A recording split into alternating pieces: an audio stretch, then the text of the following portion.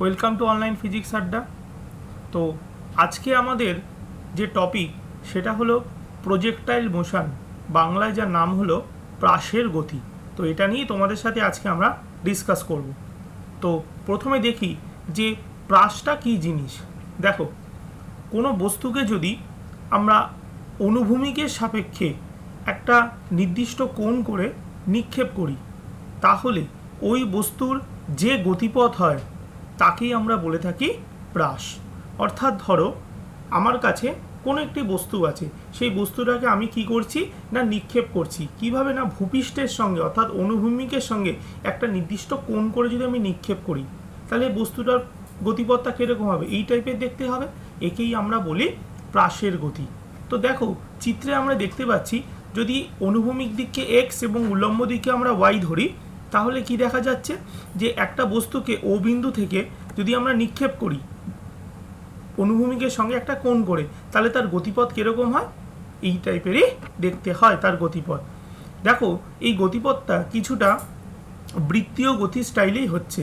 প্রকৃতপক্ষে প্রাসের গতির যে গতিপথ সেটা অধিবৃত্তাকার হয়, তবে সেটা আমরা পরে আলোচনা করব। এখন প্রশ্ন হলো যে বস্তুকে যেহেতু ও বিন্দু থেকে নিক্ষেপ করা হয়েছে, তাই ও বিন্দুতে বস্তুর গতির অভিমুখ কোন দিকে হবে বা কতই ছিল বস্তুর প্রাথমিক বেগ। আমরা যদি এভাবে ভাবি যে বস্তুর প্রাথমিক বেগ ইউ, তাহলে ও বিন্দুতে বস্তুর গতির অভিমুখ কোন দিকে হবে।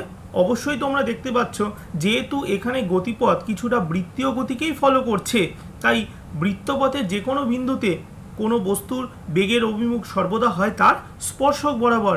অর্থাৎ এক্ষেত্রে ও বিন্দুতে বস্তুর গতির অভিমুখ কীরকম হবে, দেখো ও বিন্দু থেকে যদি আমরা একটা স্পর্শক অঙ্কন করি, তাহলে আমরা দেখতে পাচ্ছি ইউ ভেক্টর প্রকাশ করছে বস্তুর বেগকে।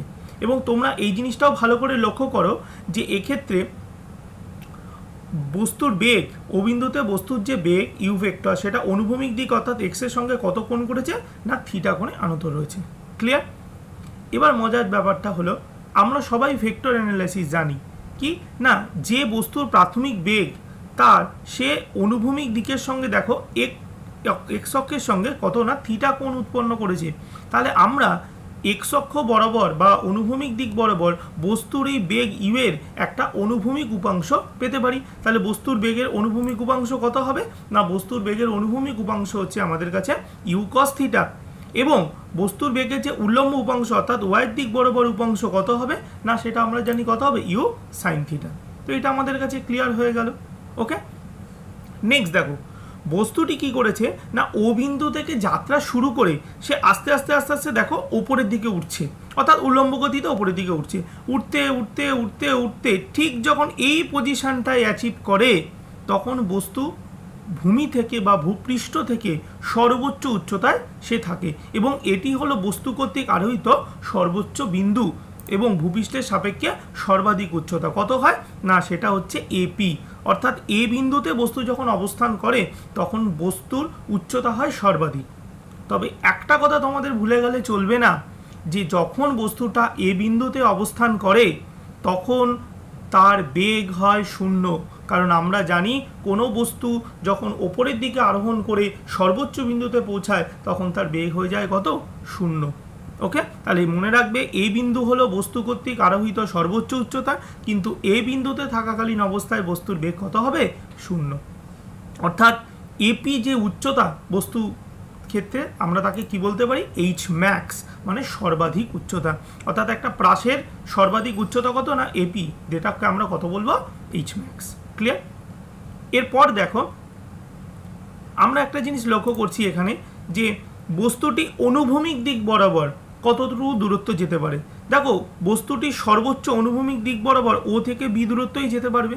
তাহলে মনে রাখবে অনুভূমিক দিক বরাবর বস্তু কর্তৃক অতিক্রান্ত যে দূরত্ব, কোনো প্রাসের অনুভূমিক দিক বরাবর অতিক্রান্ত দূরত্বকে আমরা কি বলে থাকি না, সীমা, প্রক্ষেপ সীমা বলে থাকি। ইংরেজিতে রেঞ্জ অফ দ্য প্রজেক্টাইল বলা হয়। তো রেঞ্জকে আমরা কি দিয়ে প্রকাশ করি না, রেঞ্জকে আমরা ক্যাপিটাল আর দিয়ে প্রকাশ করি। তো দেখো আমরা এখানে দেখতে পাচ্ছি যে এখানে ও বি যে দূরত্বটাকে সেটাকে আমরা কত দিয়ে প্রকাশ করেছি, আর দিয়ে প্রকাশ করেছি। ক্লিয়ার?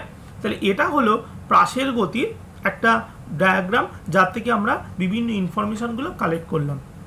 তবে এবার খুব ইম্পর্টেন্ট দুটো কথা তোমাদের সাথে আমি শেয়ার করব, খুব ইম্পর্টেন্ট পয়েন্ট তোমরা মনে রাখবে। কি না, যখনই আমরা কোনো প্রাসের গতি নিয়ে বিশ্লেষণ করব তখন মনে রাখবে, যখন আমরা উল্লম্ব দিক বরাবর প্রাসের গতিকে নিয়ে আলোচনা করব, আবার বলছি, যখন আমরা উল্লম্ব দিক বরাবর প্রাসের গতিকে নিয়ে আলোচনা করব তখন আমরা সর্বদাই বেগের উল্লম্ব উপাংশ অর্থাৎ ইউ সাইন থিটা উপাংশকে নিয়ে আলোচনা করব।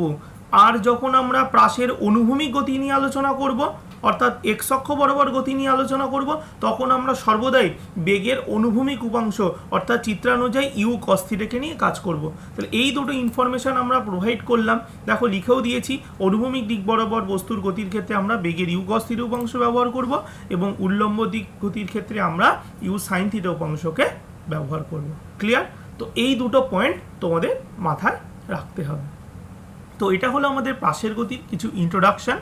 তো এবার আমরা দেখব যে কিছু গণনা, যে প্রাসের গতির ক্ষেত্রে আমরা কি কি গণনা করতে পারি।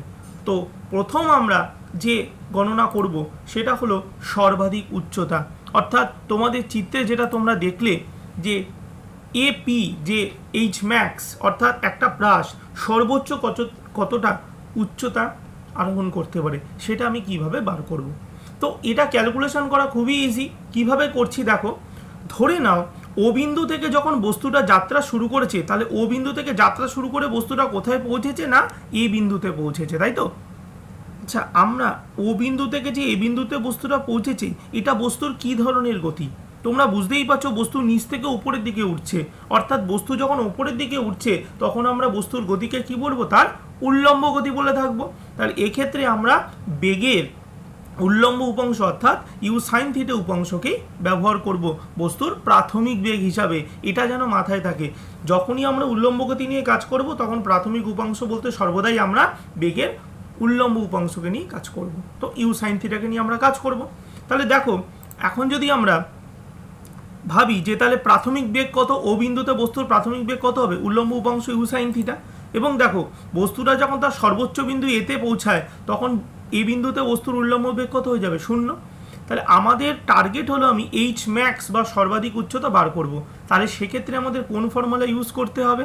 হ্যাঁ, আমরা জানি যে v square equal to you square minus 2as বলে একটা সমীকরণ আছে। তো প্রশ্ন হলো যে কেন আমি মাইনাস এএসটাই ব্যবহার করব? কারণ দেখো, বস্তু যখন ভূপৃষ্ঠ থেকে উপরের দিকে যায়, অভিকর্ষজ ত্বরণের বিপরীত দিকে যায়, অর্থাৎ ত্বরণের বিপরীত দিকে যায়, তখনই আমরা কি করি? ঋণাত্মক সাইন ইউজ করি। তাহলে এক্ষেত্রে যেহেতু আমরা বস্তুর উল্লম্ব গতি নিয়ে আলোচনা করছি, তাই আমরা মাইনাস সাইন ইউজ করেছি। তাহলে এই ফর্মুলাতে দেখো, এই ফর্মুলাতে বস্তুর অন্তিম বেগের জায়গায় আমরা কত বসাবো? 0। প্রাথমিক বেগের জায়গায় বসাবো ইউ সাইন থিটা, আর এ অর্থাৎ বস্তুর যে ত্বরণ সেখানে জি বসাবো, কারণ বস্তু তো উল্লম্ব দিকে যাওয়া মানে তার ত্বরণটা অভিকর্ষের অধীনে চলে যাওয়া, তাই অভিকর্ষজ ত্বরণকেই আমরা ধরবো। ক্লিয়ার? তাহলে এক্ষেত্রে আমরা বসালে কত পাচ্ছি দেখো, তাহলে ভি এর জায়গায় যদি 0 বসাই তাহলে 0 স্কোয়ার, ইউ এর জায়গায় ইউ সাইন থিটা তার হোল স্কোয়ার মাইনাস 2 এর জায়গায় বসালাম জি অভিকর্ষজ ত্বরণ, আর এস মানে হলো দূরত্ব, অর্থাৎ এক্ষেত্রে আমরা সর্বোচ্চ উচ্চতার কথা বলছি। তাহলে সর্বোচ্চ উচ্চতা কত আছে? এইচ ম্যাক্স, তাই আমরা এস এর জায়গায় বসালাম এইচ ম্যাক্স। তো এটাকে যদি আমরা সলভ করি কি হচ্ছে, এটাকে যদি আমরা সলভ করি হবে H max equal to you square sine square theta by 2g। Okay, তাহলে এটি হলো যে কোনো বস্তু কর্তৃক আরোহিত সর্বোচ্চ উচ্চতা প্রাসের গতির ক্ষেত্রে। ক্লিয়ার? নেক্সট আমাদের এবার ক্যালকুলেশন হবে উত্থিতিকাল, T1 দিয়ে যাকে আমরা প্রকাশ করলাম। তো দেখো, এখানে লিখেই দিয়েছি আমি উত্থিতিকাল বলতে কি বোঝায় না, বস্তু ও থেকে এ বিন্দু পর্যন্ত পৌঁছানোর সময়কাল। অর্থাৎ একটা প্রাস ও বিন্দু থেকে যখন স্টার্ট করেছে তখন সে সর্বোচ্চ বিন্দু এতে পৌঁছেছে, তাহলে ও বিন্দু থেকে সর্বোচ্চ বিন্দু এতে পৌঁছানোর যে সময়কাল তাকে আমরা বলি উত্থিতিকাল, অর্থাৎ উঠতে কতটা সময় লেগেছে। ক্লিয়ার? তো এটাকে আমরা কিভাবে বার করব? সেম একই রকম কায়দা। দেখো, প্রাথমিক অবস্থায় বস্তুটা বেগ কত ছিল না, উল্লম্ব উপাংশ ছিল ইউ সাইন থিটা, আমরা এটা আগেও জানি। আর এ বিন্দুতে যখন পৌঁছেছে তখন তার বেগ কত হয়েছে? 0। তাহলে আমরা এবার v equal to u minus a t এই গতির সমীকরণটা ব্যবহার করতেই পারি, যেখানে ভি হলো এ বিন্দুতে বস্তুর বেগ, ইউ হলো প্রাথমিক বেগ ইউ সাইন থিটা, আর এর জায়গায় আমরা কত বসাবো, জি, অর্থাৎ অভিকর্ষজ ত্বরণ। যেহেতু উল্লম্ব গতির ক্ষেত্রে আমরা অভিকর্ষজ ত্বরণকেই ব্যবহার করে থাকি। তাহলে যদি আমরা বসাই এবং টি মানে হলো সময়, তাহলে সময় এখানে উত্থিতিকাল T1 যদি আমরা রিপ্লেস করি তাহলে দেখো আমাদের এই সমীকরণটাই আসছে। কত আসছে না অন্তিম বেগ 0, ইউ এর জায়গায় বসাবো ইউ সাইন থিটা, এর জায়গায় বসাবো জি, আর টি এর জায়গায় কত বসাবো, উত্থিতিকাল T1। ক্লিয়ার? তাহলে এটাকে যদি আমরা সলভ করি তাহলে আমাদের কত আসছে, দেখো T1 ইকুয়াল টু আসছে ইউ সাইন থিটা বাই জি। অর্থাৎ প্রাসটি ও বিন্দু থেকে সর্বোচ্চ উচ্চতা এই বিন্দুতে পৌঁছাতে তার কতটা সময় লাগলো, না ইউ সাইন থিটা বাই জি এই পরিমাণ সময় লাগলো। আই হোপ এটা তোমাদের ক্লিয়ার হয়েছে। এরপরে আমরা যে টপিকটা পড়ব সেটাকে আমরা বলবো পতনকাল। অর্থাৎ এ বিন্দু থেকে, অর্থাৎ প্রাসের সর্বোচ্চ বিন্দু এ, তা থেকে যখন সে বি বিন্দুতে পড়ছে, সে এ বিন্দু থেকে বি বিন্দুতে পড়তে বস্তুটার কত পরিমাণ সময় লাগে সেটাকে আমরা কি বলবো, পতনকাল। ওকে, তাহলে পতনকাল আমরা বার করবো এবার, যেটাকে আমরা T2 দিয়ে রিপ্রেজেন্ট করছি এবং আমরা লিখেও দিয়েছি এ থেকে বি বিন্দু পর্যন্ত পৌঁছানোর সময়কাল। তো এটার ক্যালকুলেশন আমরা কিভাবে করব, খুব ভালো করে বুঝবে এই জায়গার কনসেপ্টটা। দেখো, যখন বস্তুটা এ বিন্দুতে পৌঁছায় বা এ বিন্দুতে ঠিক অবস্থান করে তখন বস্তুর বেগ কত হয়, 0। তাহলে এক্ষেত্রে আমরা ঠিক বার করছি, দেখো এ বিন্দু থেকে বি বিন্দুতে যাওয়ার সময়কাল। তাহলে বর্তমানে বস্তুটা কোন বিন্দুতে অবস্থান করছে, এ বিন্দুতে অবস্থান করছে। তাহলে এ বিন্দুতে থাকাকালীন অবস্থায় বস্তুর বেগ কত হয়, তোমরা লিখেছো 0 হয়। এরপর যখন সর্বোচ্চ বিন্দু থেকে বস্তুটি ধীরে ধীরে বি বিন্দুর দিকে নামবে, অভিকর্ষের অধীনে যখন নামবে, তাহলে 0 থেকে বেগটা আস্তে আস্তে বস্তুর কি হবে, বৃদ্ধি পেতে থাকবে। এবং বস্তুর সর্বোচ্চ বেগ কখন হবে, না বস্তুটি যখন ভূমিতে অর্থাৎ বি বিন্দুতে ঠিক টাচ করবে তার ঠিক পূর্ব মুহূর্তে বস্তুর বেগ হবে সর্বাধিক। এই কনসেপ্টটা তোমাদের জানাটা ভীষণ প্রয়োজন। আবার বলছি, পতনকাল মানে সর্বোচ্চ বিন্দু এ থেকে সর্বনিম্ন বিন্দু বিতে পড়ার সময়কাল। তাহলে এ বিন্দুতে সর্বোচ্চ বিন্দুতে থাকলে বস্তুর বেগ কত হয়, 0 হয়। সেখান থেকে যখন বস্তুরা অভিকর্ষের অধীনে ধীরে ধীরে নিচে পড়তে থাকবে, বস্তুর বেগ ক্রমাগত কি হবে, বৃদ্ধি পেতে থাকবে। পেতে পেতে যখন ঠিক সর্বনিম্ন বিন্দু বিতে পৌঁছাবে, ঠিক তার পূর্ব মুহূর্ত পর্যন্ত বস্তুর বেগ কি হবে, সর্বোচ্চ হবে। এবং সর্বোচ্চ বেগ কত হতে পারে, আমরা দেখেছি প্রাসের উল্লম্ব গতির ক্ষেত্রে বস্তুর বেগ হতে পারে ইউ সাইন থিটা। অর্থাৎ বস্তুটি যখন সর্বনিম্ন বিন্দুতে পড়বে ঠিক তার আগের মুহূর্তে বস্তুর বেগ কত হবে, ইউ সাইন থিটা। এবং এই বিন্দুতে বস্তুর বেগ কত হবে, 0। এবং এই বস্তুটি যেহেতু অভিকর্ষের অধীনেই পড়ছে অর্থাৎ ত্বরণের দিকেই পড়ছে, তাই এক্ষেত্রে আমরা ত্বরণকে যদি প্লাস নিই তাহলে আমরা v equal to u minus a t সমীকরণ যদি আমরা ইউজ করি তাহলে কি বলতে পারি, দেখো মাইনাস এটি, তাহলে মাইনাসের জায়গায় এর জায়গায় কত হবে, মাইনাস জি, অর্থাৎ এটি কি হয়ে যাবে, প্লাস হয়ে যাবে। কারণ এ মানে হলো, আমরা এখানে v equal to u minus a t লিখেছি, তুমি v equal to u plus a t লিখতে পারো। কারণ এ হলো এখানে ঋণাত্মক ত্বরণ অর্থাৎ ঋণাত্মক মন্দন, যেহেতু অভিকর্ষের দিকেই পড়ছে তাই এটা প্লাস হতেই পারে। তাহলে আমরা এই সমীকরণটা কি আমরা ফলো করলে আমরা কত পাচ্ছি, দেখো ভি মানে অন্তিম বেগ মানে কত, আমরা বলেছি বি বিন্দুতে ঠিক পড়ার আগের মুহূর্তে বেগ কত ছিল, ইউ সাইন থিটা। তাহলে ইউ সাইন থিটা হবে, কিন্তু প্রাথমিক বেগ অর্থাৎ এ বিন্দুতে থাকাকালীন অবস্থায় বস্তুর বেগ কত ছিল, 0। আমরা এখানে 0 ডিনোট করেছি, প্লাস কারণ অভিকর্ষের দিকেই পড়ছে, এবং টি মানে কত, পতনকাল, সেটা আমরা কত লিখেছি, T2। ক্লিয়ার? তো এটাকে তোমরা v equal to u plus a t সমীকরণ অনুযায়ী করে নেবে। ওকে, তাহলে এটা যদি সলভ করি তাহলে সলভ করলে আমাদের T2 মানে কত আসছে, দেখো সেই একই সময়কাল আসছে T2 কত, না ইউ সাইন থিটা বাই জি।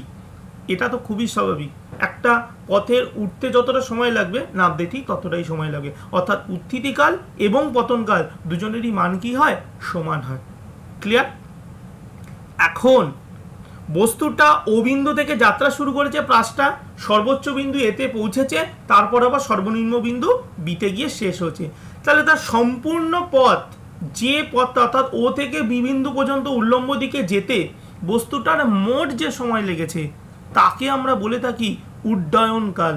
ইংরেজিতে বলা হয় time of flight. Very important term. আবার বলছি, ও বিন্দু থেকে প্রাসটা যাত্রা শুরু করেছে, তারপর সর্বোচ্চ বিন্দু এতে পৌঁছেছে, তারপর আবার সর্বনিম্ন বিন্দু বিতে গিয়ে যাত্রা শেষ করেছে। এই যে টোটাল যাত্রার সময়কাল ও থেকে এ হয়ে বিতে, এই টোটাল সময়কালকে আমরা কি বলবো, বস্তুর উড্ডয়নকাল, ইংরেজিতে টাইম অফ ফ্লাইট, অর্থাৎ কতক্ষণ পর্যন্ত সে উড়েছে।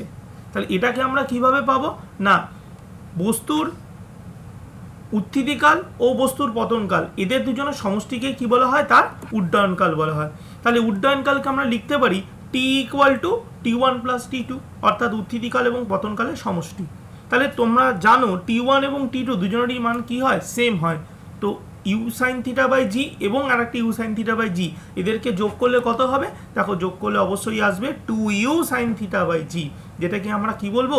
বস্তুর উড্ডয়নকাল বলে থাকবো। ক্লিয়ার হয়েছে কথাটা কি বললাম? It's very very very important. এই দুটো টার্ম তোমাদের মনে রাখতে হবে। ওকে, তো আশা করি এইটুকুতে তোমাদের কোনো অসুবিধা হয়নি।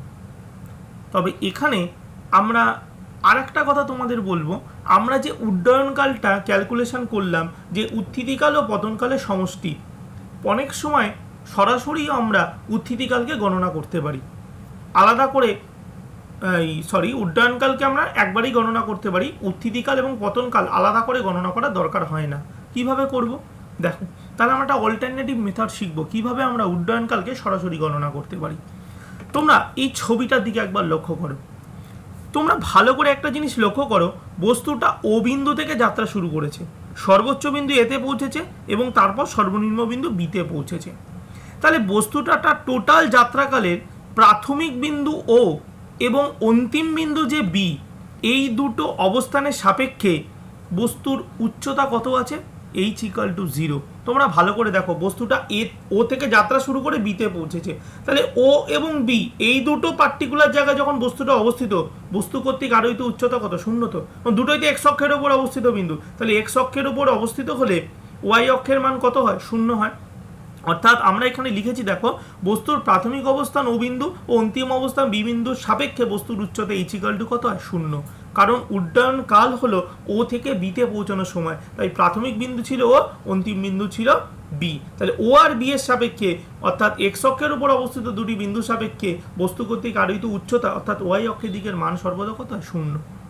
তাহলে আমরা s equal to u t minus half a t square ইকুয়েশনটার ক্ষেত্রে ব্যবহার করতে পারি। তাহলে সেক্ষেত্রে বস্তুর প্রাথমিক বেগ কত ছিল? ইউ, এবং সর্বাধিক উচ্চতা কত ছিল? H max. আর বস্তুর উচ্চতাকে তো আমরা ধরেই নিলাম সাপেক্ষে ও বিন্দু বি বিন্দু সাপেক্ষে উচ্চতা কত হয়? 0। তাহলে তোমরা মানটা বসিয়ে দাও, এস এর জায়গায় অতিক্রান্ত দূরত্ব কত হবে? 0। ইউ মানে আমরা কত জানি? ইউ মানে জানি আমরা কত? ইউ সাইন থিটা, এবং টি মানে হলো আমাদের উড্ডয়নকাল টি মাইনাস হাফ এর জায়গায় কত হবে? জি হবে, কারণ আমরা অভিকর্ষজ ত্বরণের অধীনে থাকে। তাহলে বসালে আমাদের কি আসবে?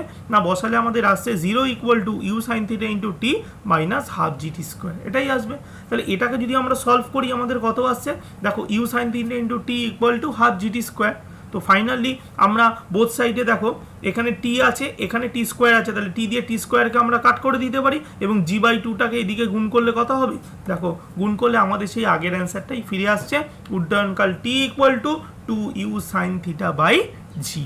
ওকে, তো আমরা এটাও একটা অল্টারনেটিভ মেথড, সরাসরিভাবেও আমাদের যদি কখনো উড্ডয়নকাল গণনা করতে দেয় আমরা এইভাবে করতে পারবো। বাট বেসিক কনসেপ্ট বা বেস কনসেপ্টটা মনে রাখবে যে উড্ডয়নকাল মানে ও থেকে বিতে পৌঁছানোর সময়। ক্লিয়ার? তাহলে ও থেকে বিতে পৌঁছাতে বস্তুর কত সময় লাগবে সেটা কি উড্ডয়নকাল বলে। তাই ও বিন্দু এবং বি বিন্দু সাপেক্ষে যে রিলেটিভ উচ্চতা, অর্থাৎ এক্স অক্ষের উপর কোনো বিন্দুর উচ্চতা কত হয়? 0। তাই এখানে উচ্চতাকে আমরা h ইকুয়াল টু 0 নিয়েছি।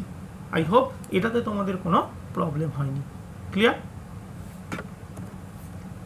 Next, one of the most important topic in this part, প্রক্ষেপ সীমা, ইংরেজিতে যাকে বলা হচ্ছে রেঞ্জ অফ প্রজেক্টাইল। তো রেঞ্জ বা প্রক্ষেপ সীমাটা কি জিনিস অলরেডি আমরা ডেফিনেশন বলেছি, কি না, কোনো প্রাস বা কোনো বস্তু, প্রাসের গতির ক্ষেত্রে কোনো প্রাস অনুভূমিক দিক বরাবর যে সর্বোচ্চ দূরত্ব অতিক্রম করে তাকে আমরা বলে থাকি কি? প্রক্ষেপ সীমা, যার ইংরেজি নাম হলো রেঞ্জ অফ প্রজেক্টাইল। তাহলে ছবি আমাদের সেমই থাকবে, ডেফিনেশন আমরা কি বলছি না, বস্তু উড্ডয়নকালে যে অনুভূমিক দূরত্ব অতিক্রম করে তাকেই তার প্রক্ষেপ সীমা বলা হয়। ওকে, এখন প্রশ্ন আসতে পারে যে প্রক্ষেপ সীমাটা আমাদের কেন প্রয়োজনীয়তা হয়। আমি খুব একটা বাস্তব এক্সাম্পল তোমাদের দিচ্ছি। অলিম্পিক বা কোনো গেম ইভেন্ট শোতে তোমরা দেখে থাকবে যে বিভিন্ন খেলা তো হয়, তার মধ্যে তোমরা দেখে থাকবে যে বর্ষাকে নিক্ষেপ করা হয়, অর্থাৎ একটা লম্বা বর্ষা কিছুটা কোনো একজন প্রতিযোগী দৌড়ে এসে সেটাকে কি করে ছুঁড়ে মারে। তাহলে ছুঁড়ে মারলে কীরকম হবে না, বস্তুটা এরকমভাবে বর্ষাটা এরকমভাবে গিয়ে এই পাথেই আসবে, এই পাথে এসে বস্তুটা এইভাবে মাটির মধ্যে গেঁথে যাবে। এখন প্রশ্নটা হলো যে এই যে গেঁথে গেল এটার সাথে কি সম্পর্ক, না যেখান থেকে বস্তুটাকে ছোড়া হয়েছে আর যেখানে এসে বস্তুটা গিঁথেছে এর মধ্যবর্তী যে অনুভূমিক দূরত্ব, এই দূরত্বটাকেই মেজারমেন্ট করা হয়। যে যত বেশি দূরত্বে বর্ষাটিকে নিক্ষেপ করতে পারবে অনুভূমিক দিক বরাবর, সেই হবে প্রতিযোগিতার উইনার অর্থাৎ বিজেতা। এটা অলিম্পিকের একটি খুব পপুলার গেম ইভেন্ট। ওকে, তাহলে অর্থাৎ আমি এটাই বলতে চাইলাম যে বস্তুটাকে অনুভূমিকের সাপেক্ষে তো নিক্ষেপ করে দেওয়া হলো, তাহলে বস্তুটা তো উল্লম্ব দিক বরাবর গিয়ে সর্বোচ্চ বিন্দু ছাড়িয়ে গিয়ে আবার একটা বিন্দুতে পড়লো। তাহলে অনুভূমিক দিক বরাবর বস্তুটা কতটা গেল না, আমাদের চিত্র অনুযায়ী বস্তুটি তার উড্ডয়নকালটিতে অনুভূমিক দিক বরাবর দেখা কতটা গেছে, ও থেকে বি দূরত্ব অবধি। অবভিয়াসলি তাই, কারণ ও থেকে এ হয়ে বিতে যেতে তার যে সময় লেগেছে তাই উড্ডয়নকাল, তাহলে অনুভূমিক দিক বরাবর সে কতটা গেল, দেখো ও থেকে বি অবধি দূরত্বই গেল। আর একে আমরা কত দিয়ে লিখছি, আর দিই। তবে একটা কথা এক্ষেত্রে মনে রাখবে, প্রক্ষেপ সীমা বলতে তার বস্তু বা প্রাসের অনুভূমিক দূরত্বকে যেহেতু বোঝানো হয়, তাই এক্ষেত্রে আমরা বেগের সর্বদা অনুভূমিক উপাংশকেই ব্যবহার করব, এবং বেগের অনুভূমিক উপাংশ কত আছে এখানে, ইউ কস থিটা। আমরা কিন্তু উল্লম্ব উপাংশ আর নেব না। এবং প্রশ্নে তোমাকে বলা হয়েছে, দেখো যে ডেফিনেশনে বলা হয়েছে যে উড্ডয়ন কালে যে দূরত্ব যায়, অর্থাৎ ও থেকে বি পর্যন্ত হরাইজেন্টালি অর্থাৎ অনুভূমিক দিক বরাবর বস্তুর পৌঁছাতে কতটা সময় লেগেছে, টি। তার মানে ও থেকে বি পর্যন্ত টি সময় বস্তুটা গেছে। কত বেগ নিয়ে গেছে, ইউ কস থিটা বেগ নিয়ে। একবারও কি কোথাও উল্লিখিত আছে বস্তু তার বেগকে পরিবর্তন করেছে, না। এক্ষেত্রে অনুভূমিক দূরত্বের ক্ষেত্রে বস্তু কিন্তু বেগ পরিবর্তন করেনি, বস্তু সুষম বেগ ইউ কস থিটা নিয়ে গেছে। এটা কিন্তু খুব ইম্পর্টেন্ট পয়েন্ট এখানে। দেখো ও থেকে অনুভূমিক দূরত্ব বস্তু বিতে গেছে, ইউ কস থিটা সুষম বেগ নিয়ে গেছে। তাই সুষম গতির ক্ষেত্রে আমরা একটা ফর্মুলা জানি যে অতিক্রান্ত দূরত্ব ইজিক্যাল টু বেগ গুণ সময়। তাহলে এক্ষেত্রে বস্তু কর্তৃক অতিক্রান্ত দূরত্ব কত হবে, ওবি, যেটাই রেঞ্জ আর এর সঙ্গে সমান, ইজিক্যাল টু কত হবে, অতিক্রান্ত দূরত্ব ইজিক্যাল টু বেগ, বেগ মানে কত, অনুভূমিক বেগ ইউ কস থিটা ইন্টু সময়, সময় মানে কত, উড্ডয়নকাল টি। তাহলে আমরা এই ফর্মুলাটা ইজিলি অ্যাচিভ করতে পারি, OB equal to R equal to U cos theta into T. তো আমরা উড্ডয়নকালের ফর্মুলা অলরেডি আগে ডিসকাস করলাম যে উড্ডয়নকাল কত হয় না, উড্ডয়নকাল হয় T equal to 2u sin theta by G. তাহলে আমরা টি এর ভ্যালুটাকে যদি সাবস্টিটিউট করি তাহলে কত হচ্ছে, দেখো R equal to U cos theta into 2u sin theta by G, এটা আমরা পেলাম। এখন দেখো আমাদের এই ইউ এবং এই ইউ এদের দুজনকে যদি আমরা মাল্টিপ্লাই করি তাহলে হবে ইউ স্কোয়ার, আর এই 2 সাইন থিটা এবং কস থিটা এদেরকে আমরা এক জায়গাতে রাখতে পারি। রাখলে আমাদের কি হচ্ছে, দেখো R equal to you square into 2 sine theta cos theta divide by G. এখানে তোমাদের একটা কথা বলি, 2 সাইন থিটা কস থিটা আমাদের ত্রিগোণমিতিতে একটা ফর্মুলা হয়, 2 sine theta cos theta equal two হয়ে যায় সাইন 2 থিটা, অর্থাৎ যে অ্যাঙ্গেলটা আমরা আলোচনা করছি থিটা হিসাবে তার ডাবল হয়ে যায় এবং সেটা সাইনে চলে যায়। এটি একটি ফর্মুলা। তাহলে 2 sine theta cos theta equal to কত হয়, সাইন 2 থিটা। তাহলে এটাকে যদি আমরা সাবস্টিটিউট করি তাহলে ফাইনালি আমরা প্রাসের গতির যে সীমা, প্রক্ষেপ সীমা, তার ভ্যালু পাই R equal to you square sine 2 theta by g. It's a very very very important formula. বারবার প্রত্যেকটা প্রবলেম সলভ করতে আমাদের এগুলো কাজে লাগবে। তাহলে প্রক্ষেপ সীমার ফর্মুলা কি হলো, R equal to you square sine 2 theta by G. I hope এই পার্টটায় তোমাদের প্রবলেম হয়নি। এখন প্রশ্ন যদি এরকম করা হয় যে ওই অলিম্পিক ইভেন্টের কথাই আমরা বলি যে একটা বস্তুকে তো ছোড়া হলো, বর্ষা তো নিক্ষেপ করা হলো, কে উইনার হবে, তার মানে অবশ্যই যার সর্বোচ্চ দূরত্ব যাবে অনুভূমিক দিকে, যার সর্বোচ্চ দূরত্ব যাবে সেই হবে খেলার বিজেতা বা উইনার। তাহলে সর্বোচ্চ কতটা দূরত্ব কোনো বস্তুকে নিক্ষেপ করলে যেতে পারে, অর্থাৎ কোনো প্রাসের সর্বোচ্চ প্রক্ষেপ সীমা ম্যাক্সিমাম ভ্যালু অফ আর কত হতে পারে। তো এটা আমরা এবার একটু ডিসকাস করবো তোমাদের সাথে যে প্রাসের গতির সর্বোচ্চ প্রক্ষেপ সীমা আর ম্যাক্স কত হতে পারে, কি বা তার শর্ত, কি করলে সেটা হবে। তো এটা করার জন্য আমরা কি করব, দেখো তোমরা ভালো করে ইকুয়েশনটা দিকে ফলো করো। আর যদি এই আর এর ভ্যালুটা যদি আর ম্যাক্স হয়, for R equal to R max, তাহলে আর এর মানটা অ্যাকচুয়ালি কার কার উপর ডিপেন্ড করে দেখো তো, ভালো করে সমীকরণটার দিকে দেখো। আর এর মানটা ইউ সাইন 2 থিটা, মানে থিটা কোণের ওপর, প্রক্ষেপ কোণের ওপর, আর জি মানে অভিকর্ষজ ত্বরণের ওপর নির্ভর করে। Very good. তুমি ঠান্ডা মাথায় একবার ভেবে দেখো তো যে বস্তুর যে অভিকর্ষজ ত্বরণ আছে জি, সেটা কি কখনো পাল্টায়? এটা তো কনস্ট্যান্ট, পাল্টাবে না। তুমি একবার কোনো বস্তুকে যদি নিক্ষেপ করে দাও, তার প্রাথমিক বেগ ইউ কি কখনো চেঞ্জ হবে? হবে না। অর্থাৎ ইউ এবং জি এটা কিন্তু কনস্ট্যান্ট থাকে। তার মানে প্রক্ষেপ সীমার মানটা আলটিমেটলি কার উপর ডিপেন্ড করছে না, এখানে থাকছে হলো থিটা। অর্থাৎ তুমি যত কোণে বস্তুটাকে নিক্ষেপ করবে সেই কোণটার উপর নির্ভর করছে প্রক্ষেপ সীমার মান। তাহলে প্রক্ষেপ সীমার মান যদি সর্বোচ্চ হতে হয়, তাহলে আমাদের সমীকরণ অনুযায়ী এই সাইন টু যে 2 থিটা অংশটা রয়েছে এর মান কি হতে হবে? সর্বোচ্চ হতে হবে। এটাই তো খুব স্বাভাবিক। তাহলে এক্ষেত্রে আমাদের সাইন 2 থিটাকে কত হতে হবে? ম্যাক্সিমাম। তা তোমরা নিশ্চয়ই জানো সাইন ফাংশনের সর্বোচ্চ মান কত হতে পারে? +1 হতে পারে, এর চেয়ে বেশি কখনো হয় না। তাহলে সাইন 2 থিটার সর্বোচ্চ মান আমরা কত পাবো? দেখো 1। এবং তোমরা জানো 1 সাইনের কত ডিগ্রির মান হয়? 90 ডিগ্রির মান। তাহলে আমরা অনায়াসেই লিখতে পারি sine 2 theta equal to 1 equal to sine 90 degree. তাহলে সাইন 2 থিটা ইকুয়াল টু কত হলো? Sine 90 degree. তাহলে বোথ সাইড যদি আমরা সাইনকে ক্যান্সেল আউট করে দিই, তাহলে আমরা কত পাবো? না আমরা পাবো 2 থিটা ইকুয়াল টু কত? 90 ডিগ্রি পেলাম। তো অবভিয়াসলি এটাকে সলভ করলে থিটা ইকুয়াল টু কত ডিগ্রি বেরোবে? 45 ডিগ্রি। তো এটা আমাদের কাছে একটা বিগ কনক্লুশন যে কোনো প্রাসকে বা কোনো বস্তুকে অনুভূমিকের সাপেক্ষে যদি আমরা 45 ডিগ্রি বা 45 ডিগ্রি কোণে নিক্ষেপ করতে পারি, তাহলে সেই বস্তু বা সেই প্রাস কর্তৃক অনুভূমিক দিক বরাবর অতিক্রান্ত দূরত্ব সর্বোচ্চ হবে, ম্যাক্সিমাম হবে। এর চেয়ে বেশি দূরত্ব কোনো জিনিসে যেতে পারে না। সেই জন্যই সবাই ইভেন্টে প্র্যাকটিস করে এবং চেষ্টা করে 45 ডিগ্রি কোণেই বস্তুকে নিক্ষেপ করার। এবং এছাড়া কোনোদিনই প্রাসের গতি সর্বোচ্চ বেগ বা সর্বোচ্চ অনুভূমিক দূরত্ব বা সর্বোচ্চ সীমা পাওয়া সম্ভব নয়। ক্লিয়ার? তাহলে এটাই ছিল প্রাসের গতির প্রক্ষেপ সীমা বা রেঞ্জ সংক্রান্ত যাবতীয় আলোচনা। ক্লিয়ার? Thank you.